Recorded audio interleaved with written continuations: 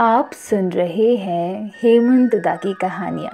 आज की कहानी है ठंडी सड़क के गोलू देवता। मेहमानों ने आज लोक देवताओं के मंदिरों की जानकारी और दर्शनों की इच्छा प्रकट की। नैनीताल फ्लैट्स की कार पार्किंग में कार पार्क करने के बाद हम लोग ठंडी सड़क की ओर रवाना हो गए। नैना देवी मंदिर के मुख्य द्वार के दाईं ओर जब हम बढ़ते हैं तो हम प्रवेश पा जाते हैं नैनीताल की ठंडी सड़क में। नैनीताल नगर सप्त शिखरों के प्राकृतिक दुर्ग के बीच अवस्थित है। देवपाटा, अयारपाटा, हांडी बांडी, चीना, आलमा, शेर का डांडा और लड़िया कांटा, ये हैं 7 शिखर। नैनी सरोवर के तट से होते हुए ठंडी सड़क तल्लीताल की दिशा में जाती है। बढ़ते बढ़ते मैंने श्री मुकेश जोशी मंटू जी को फोन मिलाया। मंटू जी, जो कि नगर पालिका परिषद नैनीताल के पूर्व अध्यक्ष हैं और श्री राम सेवक सभा में कई वर्षों से विभिन्न पदों में रहते हुए सेवाएं देते आ रहे हैं। जी हेमंत दाजू, प्रणाम। कैसे याद किया? मैंने कहा, मंटू जी, मेरे कुछ मेहमान आए हैं जो लोक देवताओं के विषय में जानना चाहते हैं। जितना कुछ मुझे पता था मैंने इन लोगों को बताया है, लेकिन ये मंदिर में जाना चाहते हैं और कुछ और भी जानकारी लेना चाहते हैं। मंटू जी बोले, बिल्कुल दाजू, मैं भीम सिंह कार्की जी को लेकर आ रहा हूँ। आप ठंडी सड़क गोलजू मंदिर के पास रुक जाएं। मैं अपने अतिथियों को बता रहा था कि हमारे लोक देवता गोलजू न्याय के देवता माने जाते हैं। जितने भी गोलजू मंदिर हैं वहाँ न्याय हेतु अर्जी लगाई जाती है। हमारे लोक विश्वास हैं कि न्याय के देवता गोलजू तुरंत न्याय करते हैं। यहीं पास में घोड़ा खाल, जो भवाली के निकट है, उधर चितई अल्मोड़ा, वहाँ चंपावत, गैराड़ आदि स्थानों में गोलजू के मंदिर हैं। हाँ, कई छोटे छोटे मंदिर हमारे अपने गांव में भी होते हैं, जैसे हमारे ही गांव के पास बजूं।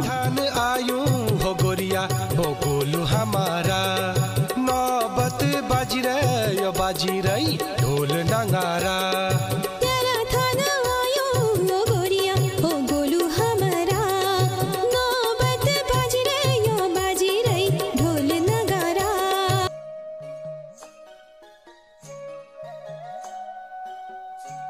माना जाता है कि एक न्यायप्रिय राजा के रूप में गोलजू ने जनता जनार्दन की सेवा की। उनके जीवन काल में तो क्या, हमेशा उनकी न्यायप्रियता जनमानस के मनों में हमेशा श्रद्धा भाव के साथ अंकित है और हम गोलजू को लोक देवता के रूप में पूजते हैं। श्री मुकेश जोशी मंटू और श्री भीम सिंह कार्की जी गोलजू के द्वार पर पहुंच चुके थे। मैंने दोनों का परिचय अपने अतिथियों से करवाया। मैंने श्री भीम सिंह कार्की जी से कहा कि गोलजू का जीवन वृतांत तो मैं इन्हें रात्रि के बोनफायर के समय सुना ही दूंगा। इस समय आप इस मंदिर की स्थापना के विषय में जरा बताएं। भीम ने नैनीताल ठंडी सड़क के गोलजू की स्थापना की कथा सुनाई। दाजू, ये 79-80 की बात होगी। वो बोले, दाजू, कुमाऊं कमिश्नर श्री ओम नारायण वैद्य जी के समय में यहाँ एक कुमाऊं महोत्सव का आयोजन किया गया। एक नई शुरुआत थी कि लोक विधाओं को सम्मान भी मिलेगा और हमारी लोक विधा जागर के कई जगरिए भी यहाँ पर आमंत्रित किए गए। नैनी सरोवर के निकट इस स्थल पर जागर गायन के लिए स्थान चुना गया, मुख्य मंच पर नहीं। इस स्थल को सजाया गया। अलका होटल नैनीताल के पास एक हाउस बोट थी। उन्होंने खुशी खुशी वह हाउस बोट उपलब्ध कराई। आयाम मंच नैनीताल के ग्रुप को लोक गायन के लिए, लोक नृत्यों के लिए आमंत्रित किया गया। संध्या झुली रे छो भागीवाना नील कंठा हिमाला, ये संध्या झुली रे छो भागीवाना नील कंठा हिमाला। प्रख्यात लोक गायक स्वर्गीय श्री हीरा सिंह राणा जी को बुलाया गया था। आजकल हरे जवाना मेरी नौली पराना, आजकल हरे जवाना मेरी नौली पराना, मेरा मन कह रे बाना मेरी नौली पराना, मेरा मन कह रे बाना मेरी नौली पराना, गल गल करे दाना मेरी नौली पराना। कमिश्नर साहब के पीए स्वर्गीय पानदेव जोशी जी, आयाम मंच के साथी और कई जगरिए यहाँ पर आमंत्रित थे। हीरा सिंह राणा जी संचालन कर रहे थे। उत्तराखंड का देवता बाला गोरिया, हाल रहेगा नाती झाल रहेगा पुत्र राजवंशी न्यायकारी प्रजा का सुकारी, 5200 वीर 1600 भैरव 64 योगनी फैलगा भूमिया, मैं सुनानू गोयला जो तुम्हारी जनमा कहानी।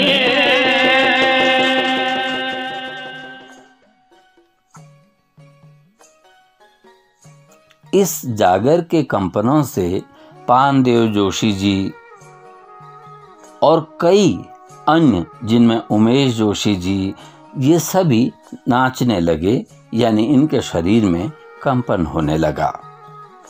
उधर तल्लीताल की दिशा से एक पोस्टमैन साहब थे धन सिंह जी, वो आ रहे थे, तो उनके शरीर में भी देवता अवतरित हो गए। ये कार्यक्रम 2-3 रातों तक चलता रहा। गोलजू के अवतार के रूप में नाचते डंगरियों ने इच्छा प्रकट की कि यहाँ पर भी मैं स्थापित होना चाहता हूँ। स्थापना के विषय में बातचीत होने लगी और तय हो चुका था कि अब गोलजू को यहाँ पर स्थापित किया जाना है। विमल चौधरी जी, ब्रिजमोहन जोशी जी, श्री पानदेव जोशी जी, उनके सुपुत्र उमेश चंद जोशी जी, यानी हम 5 लोगों ने मन बनाया कि अब तो प्रयास प्रारंभ करने ही चाहिए। हम लोग दान पात्र लेकर बाजार में, गलियों में जाते अंशदान इकट्ठा करते और अन्य सामग्री भी हम लोगों ने इकट्ठा की।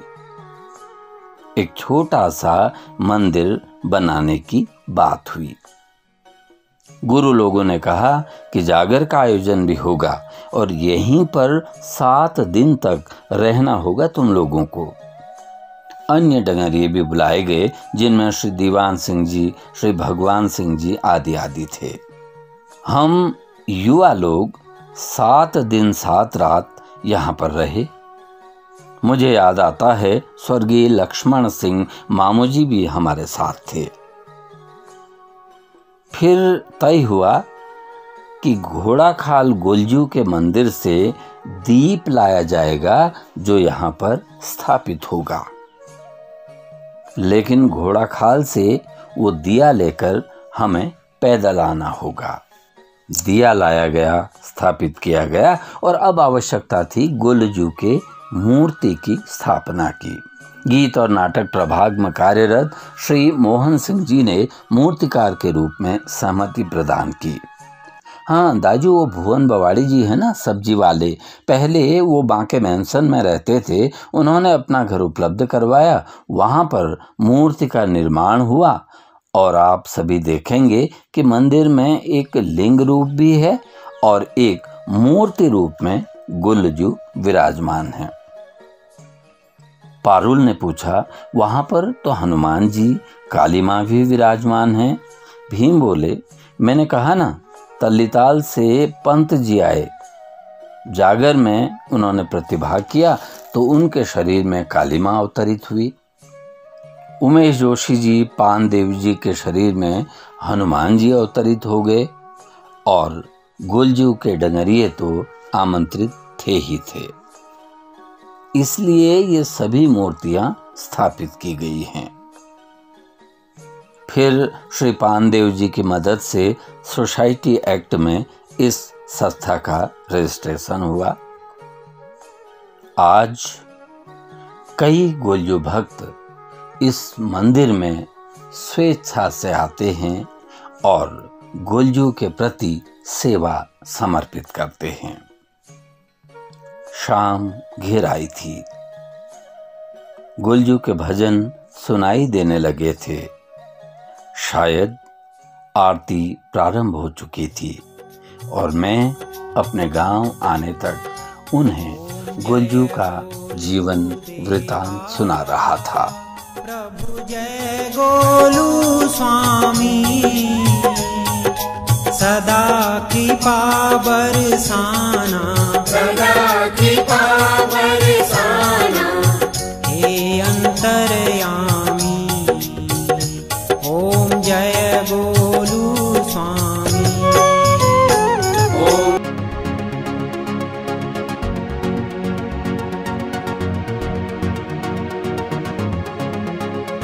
मन में उमंगे भर दे, मन को तरंगित कर दे, मन में उमंगे भर दे, मन को तरंगित कर दे। हे मंदा की कहानियाँ, हे मंदा की कहानियाँ, हे मंदा की कहानियाँ, हे मंदा की कहानियाँ, हे मंदा की कहानियाँ, हे मंदा की कहानियाँ, हे मंदा की कहानियाँ, हे मंदा की कहानियाँ।